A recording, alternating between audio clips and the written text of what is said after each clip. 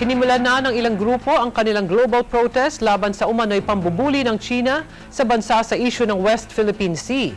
Kahapon ay kinalampag ng mga multisectoral group ang tanggapan ng Chinese consulate sa Makati City. Pinangunahan ng grupong West Philippine Sea Coalition ang global protest action kontra sa patuloy na panghihimasok ng China sa mga teritoryo sa West Philippine Sea.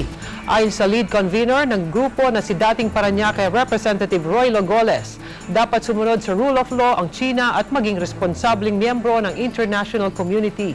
Naniniwala naman si dating Interior Secretary Rafael Alunan na kailangan magkaisa ang mga bansa sa ASEAN o Association of Southeast Asian Nations upang kontrahin ang pambubuli ng China.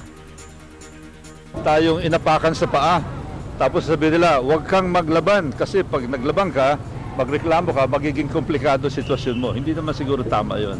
Inaapakan tayo, pinapasok ang teritoryo natin. Ang tamang gawin dito ay kailangan pumalag tayo. But do it according to the rule of law, peacefully. Involves many claimants. And the other claimants, other than China, are members of ASEAN. And therefore, it's important for ASEAN to have a common stand.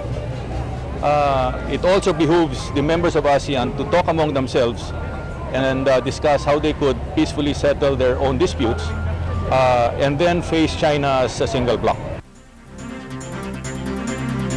Samantala, itinanggi ng Malacanang na may kinalaman ito sa kabi-kabilang kilos protesta na inilunsad ng isang Filipino non-government coalition laban sa China na may kaugnayan sa issue ng West Philippine Sea. Itong pahay ni Presidential Spokesman Edwin Lacerda sa mga nagtatanong kung may kinalaman ang Malacanang sa nasabing pagkilos ng West Philippine Sea Coalition.